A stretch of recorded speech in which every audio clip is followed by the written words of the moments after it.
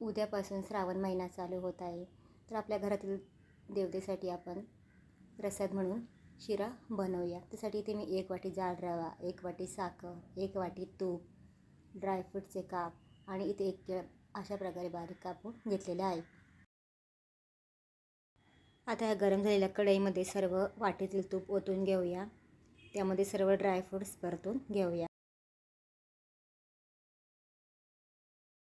आता या तुपामध्ये 1 वाटी जाड रवा टाकून छान मंद आचेवरती परतून घेऊया. रवा आपल्याला छान खरपूस भाजून घ्यायचा आहे.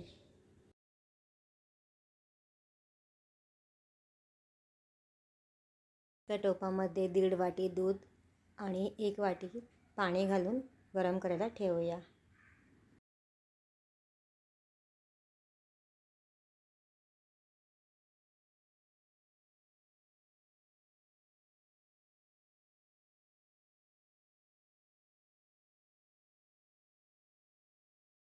रवा भाजत असताना तो सतत हलवत राहायचा आहे. खाली लागणार नाही याची आपल्याला काळजी घ्यायची आहे.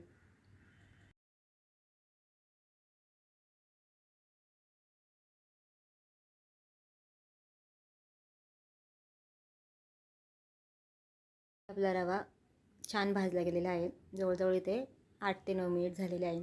तर आता यामध्ये आपण केळीचे बारीक केलेले काप टाकून घेऊया व ते चांगले रव्यामध्ये एकजीव होतील अशा प्रकारे आपण ते मॅश करून घेऊया.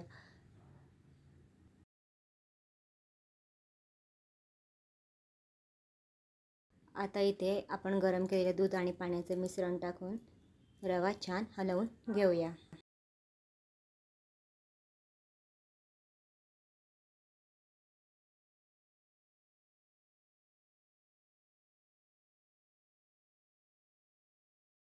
थोडा रवा आता घट्ट झाला आहे तर यामध्ये आपण 1 वाटी साखर टाकून परत हलवून घेऊया.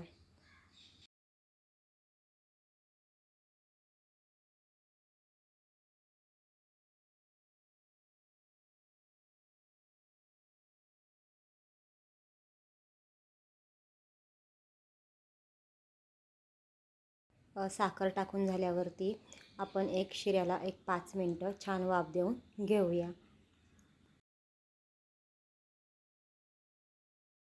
5 मिनटानंतर तुम्ही बघू शकता रव्याला छान प्रकारे तूप सुटलेलं आहे.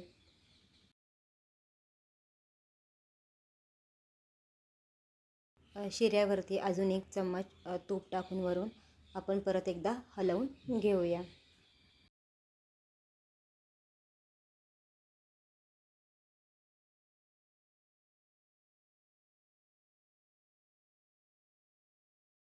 तयार आहे आपला स्वादिष्ट शिरा. जसा सत्यनारायणाच्या पूजेसाठी बनवतो ना तसा शिरा बनलेला आहे. तर यावरती आपण ड्रायफ्रूट्स टाकून चांगलं डेकोरेशन करूया. तसेच स्वादानुसार इलायची पावडर टाकून पण परत शिरा एकजीव करून घेऊया. तयार आहे खाण्यासाठी शिरा. कशी वाटली रेसिपी नक्की कमेंट करून सांगा. धन्यवाद.